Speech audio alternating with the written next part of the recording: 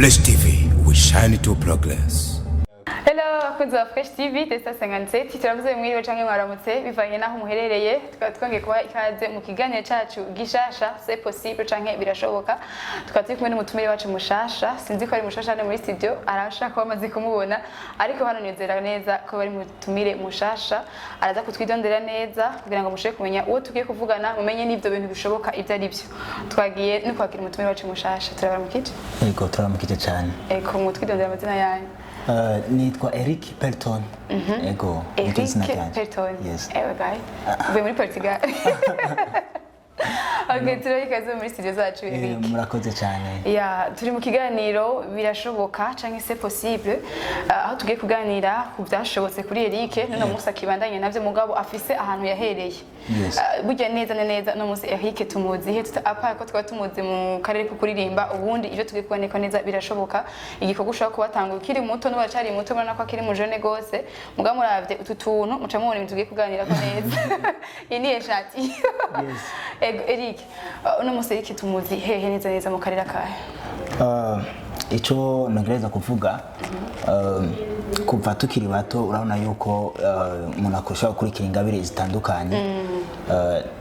Akazi kuri mu mwanya dukoreramwo nk'umwuga ni bijouterie, nkora muri bijouterie, ndi mu bijoutier.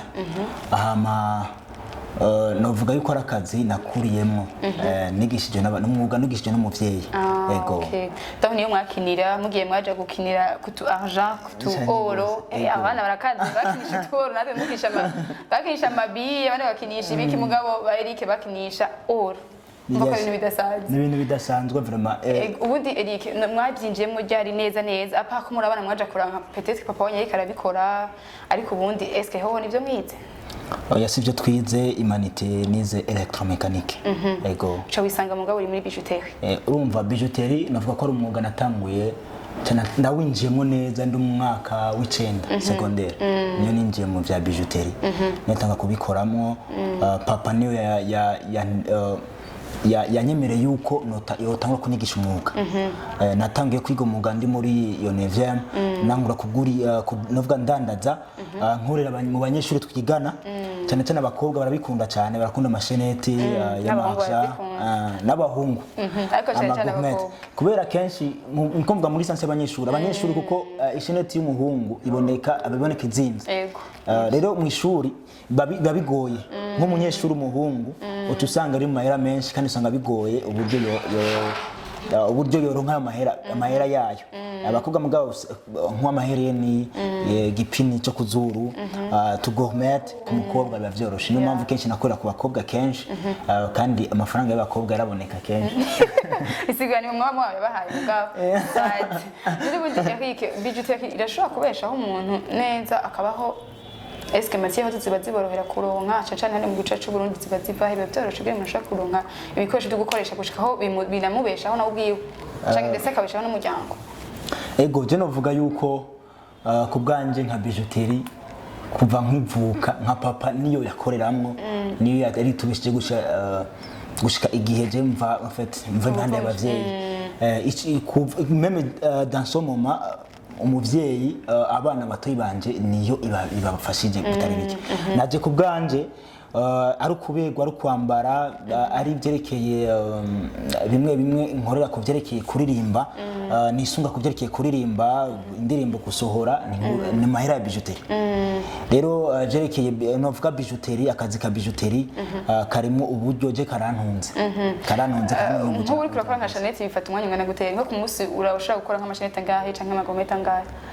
Biravana n'amagram canke ubunini bw'isheneti. Ku munsi ndashobora gukora isheneti zibiri canke imwe. Bivanye n'ukuntu bingana. Ego. Dufata suppose ko bifise nk'amagarama nka 10 canke 5 par exemple z'abahungu. Uko ibaye ntonya niko itwara umwanya mugaye ibaye nini iratworohera. Donc rero okay gukorera nka amasheneti ni nk'umwuga ushobora kwigwa apa ko wabona papa mubika mu biraba kenshi harageze igihe muri tuzo murafata umwanya wo kwiga koko? Kuko urabona bijouterie novuga si ibintu yakorera si ibintu ukorera muhira. Si ibintu ukorera muhira nakazi ntabwo abikorera muhira. mugabo novuga nk'ivyerekeye ubutare bumwe bumwe bwaboneka twabibona muhira ukuntu ashobora kurondera ubutare kugira aronke ubwo butare twabibonera muhira mugabo novuga yuko kugira atransforme iyo sheneti byabera ku kazi iwiwe ahakorera naho usahandi ni mu bwiza kuva iyo myaka yose byakorerwa mu bwiza n'ubu naje nkorera iwiwe kwa papa ni mu bwiza nyine donc ivyo papa nuko ivyo Eric naragira ko bitika by'uwanje birashoboka kubera Eric ni defete ni ntabwira ngo ashobore gutera intege abandi bajene shaka umutahe kana kamwe akavuga ati bijitera navyifuza mugumengo ni kintu gisa mutahe munini bizongora ngo mandindire mpaka nzokwiza umutahe ndabiko byoshoboka naje nkagiraho nigejeje cyane gose kuko bya bijuteri novuga yuko nk'ubu nkorera kwa papa c'est vrai mugabo hari bitari bike by'iwanje muri iyo bijuteri ego nk'umuje nashaka kadukukame kino kiganiro Eric akavuga ati jewe nipfuza ko nokora mu bijanye na bijuteri no kwegera peut-être Eric akamfasha kugira ngo ubumenyi nshobore kugira ubumenyi nunguye ariko mu mutahe mfise umengo bisaba itahe binini murashaka kugira umutahe ugereranye murashaka gutanguza kugira ngo azogenda arakura imbere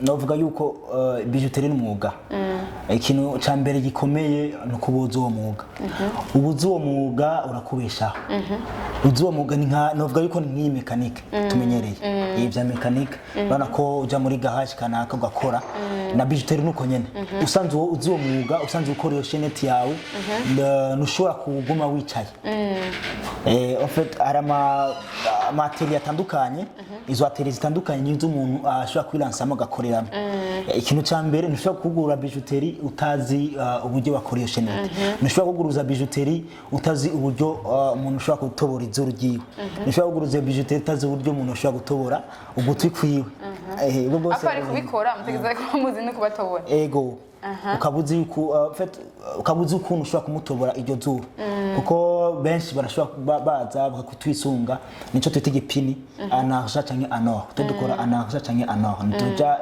ivyo bindi by'amacuivre ubutare buratandukanye mbwa tudukora muri or na argent rero ari kuzuru ari kugutwi ari amasheneti ari amagomete no ku mikondo hose turatanga birarenze nk'umuntu ashaka kuvuga ati ndikonga ko cya kibazo umutahe uba yabaye ugereranya umuntu yotanga arabikunda arashaka aramaze no kuvyegeza yasamo arabizi mugabo umutahe uvuga ati uba yabaye no mujene wese ushaka kuronka aravyifuza ashaka umuntu gusa amugura mu mutwe ambwete mfise umutahe nk'uyu kanaka hagati y'uno n'uyu goshaka kuratangura nico ndiko ndagerageza gusigura nariko mvuga yuko kenshi ahubwo hoba kwegera umuntu uwo ari we wese nawe unyegera akaba kuvugana pomema kwanza ugatahura uburyo bikorwa kuko urashobora kugurura mugabo utazi kuno bikorwa uzanye umukozi ugasanga uriko uramaka urahomba rero habaye guhomba deja utazi umwuga utegeza guhomba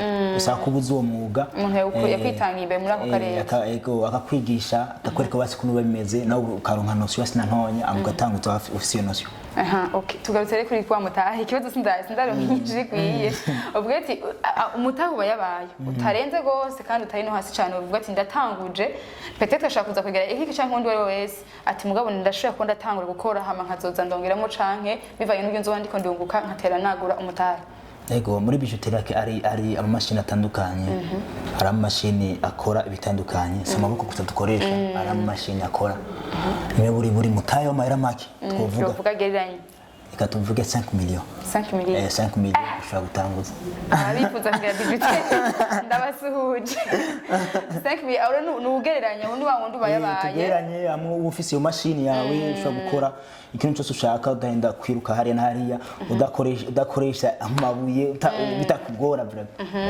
ukakora ibintu byiza ugatanga abantu ibintu byiza kuko ukora ibintu bitameze neza n'abakiriya bashobora kuvako mugabo ukora ibintu byiza abakiriya baraza ego hari nakunda kwidoga kenshi nko kuba bakora muri bijuteri ugasanga je ko iyo ngo washizemo utundi tuntu bagize iki ibyo bantu barakunda kubikoresha kenshi ukavanga n'utundi tuntu kugira ngo kureka akantu mushira ku ruhande icyo nagereza kuvuga n'abakiriya abari bose novuga ko ari by'uwanje amaze gukora ibitare bike baranshingira inahe ku bwanjye niko umuntu kenshi ubwiwe naho yivuga benshi batabyemera mugabo wamaze gukorera ibintu ari ama alliance ari ama shenete ana argent canke anor benshi barabizi kuko nkunda ndaguha example ari ivyerekeye inzahabu ushobora gukora mariage muri kino gihe akagera mu minsi iri imbere bigasaba yuko ushobora kwigurisha kugira witeho ibintu kanaka vyabuze mu rugo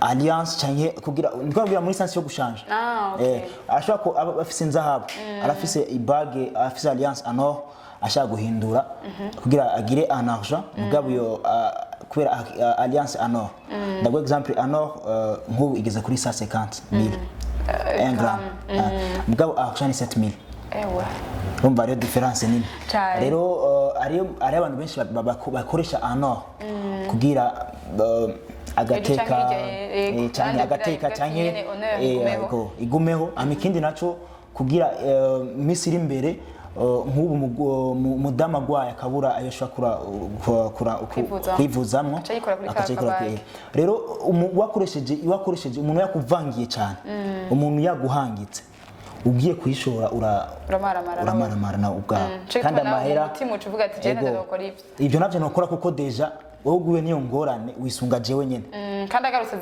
ziwanje ucucaramuse ntiwagomba hava ko amahera makenya tumugabo nta guhomba ko atari kubamo kuko igaruka iwanje deja nje mba narayikoze nawe ugenda ariyo hose ndabikwijeje nawe umaze kuyikora barabizi ahagenda ariyo hose baramubwira ati ni OG ego vraiment ego ariko n'umusakorera he ku buryo umuntu avuga ati namubonye umusore kandi ibintu arasigwa navyumvise nifuza ko ngenda kankorera akabag canke agashanete Eric bamusanga Eric bamusanga bijouterie la Hailo iri aho iri ni mu bwiza kuri 4 numero 16 mu bwiza kuri 4 numero 16 aho neza ko sabaze kuhumva ego umva tukivuze ko c'est possible birashoboka umuntu ashaka kwibeshaho biciye mu kantu kanaka atanguye gukora ari moto wakuze tuko turangiza ikiganiro cyacu rero twinjira no kandi kantu yavuze akarero ko gukora muri bijouterie mugabo mu bijouterie ariko hari nakandi kararimo kuririmba twizera neza yuko no mu misiza d'après amajambo twumva hari ikintu gishasha gamba tuzanira byo ari byo ego cyane gose vuba cyane indirimbo irasohoka turashaka ku mugaragaro iri ni audio afatanye na video ego watubwiye ati cyangwa ngo tugume twiteze tuvuga ati hari gisasi kumva gitoje kwisiza ni indirimbo yitwa amaraso ya Yesu tujye mu bihe bya Noel amaraso ya Yesu okay gubure uzoyitubwira neza yamaze kugaragara cyangwa tubwire amajambo make agize muri reka ngerageze gusigura tugerageje kuvuga indirimbo amaraso ashobora kwiyumvira ko ari indirimbo ya Pasika mugabo sivyo ni indirimbo ivuga amaraso tuma tuyakeneye ko bwije kugira aya maraso niyo atuma twezwa niyo atuma wowe witwa umunyabyaha witwa umugororotsi rero novuga yuko iyo ndirimbo irimo amajambo adasanzwe wowe uko bukeko tubwije tuma dukenera amaraso yamatweza akuraho ico y'ivyaha mu mitima yacu ego mukuru ngizigere cyacu Eric kumburengira uzotumenyesha peut-être yamaze gusoka canke tuzotubwira tuyisanga ahandi aho twoyisanga musi zo yasohotse ari zimaze gusohoka siyo ndirimbo ama platforms yo kugira ngo bikunde cyo twirukanga no kora turarabizi hari kugira ngo tuje kora kugira turindirize iyo yindi igiye gusohoka muja muri page ya Ecole Technique Vocale niyo tuyisanga indirimbo asanze ari mu ETV mu ndo muri Ecole Technique Vocale hama ibindi bikorwa by'iwanje no kwandika Eric Pelton ahatandukanye niyo muntora ego sinzi ko notanga akanimero kanje kugira ngo azomurondere shaka bag bimisi harano kubagira mariage ni benshi kwagira mariage kandi dufise ibikorwa byinshi n'akanimero kaye ego cyane gose 61 32 39 13 iyo ni nimero yanje 61 32 39 13 ego Facebook ni Eric Pelton murakoze cyane turangije ikiganiro cyacu rero Eric hari tubiri canke dutatu dukunda kurangiriza ko twubwenge canke dutandukanye n'ikiganiro two turavuga tutubazo duto cyane gose Eric avyutse mu gatondo ibintu bitatu ntahara y'amakurikiza akora mu gitondo n'ivyahe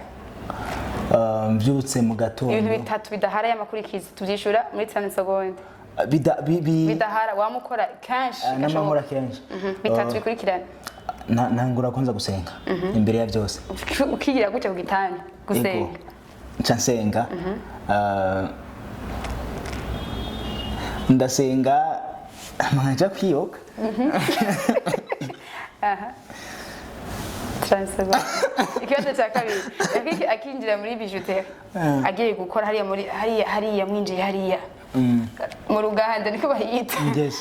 Ikintu cya mbere cyatumye uba depede cyangwa cyagutangaje umunsi wa mbere cyangwa ikosa rya mbere wakoze bazi andotete ikosa rya mbere wakoze wibuka umunsi wa mbere winjira? Umunsi wa mbere ahubwo ntangura gukora isheneti aho kuyikora neza narayituriye. Pati wa mungu urazi ayigugu narayikoze en fait kuyikora kuyisuda neza narayifatanyije shabiturira yego ndabitira birapfuye muvyeti we tuzosubira sasa kibazo cya nyuma Eric kusha telefone amasanga ku munsi sinubwo ko ari kenshi kuko amasanga turestima 30 secondes amasaha 5 Peut-être que chaque fois je suis wisinze bataduhiza muzi kuri muri commentaire bazaduhiza Eric reka tubashimye ko mwashoboye kwita ikiganiro cyacu. Merci beaucoup turabashimiye cyane kutugira akaryo kadasanzwe buno budasanzwe turabashimiye cyane kuri ubu buntu nagiriwe naje ku bwanje kwa dushimiye bidasanze imva mutima. Murakoze cyane tutire ngakunze wa Fresh TV turashimira uburyo mudahengeshanya kudukurikirana mwumvise ko ari umusore akora neza bijanye n'amashanete ama bag ama gourmet cyose mwifuza amahereni muzomurondera size nimero yabwiye n'ikibanza tubuza kandi kuzamuragira like share na subscribe mushe kubandanya mukurikirana ibiganiro byacu ku bwinshi. Bye bye.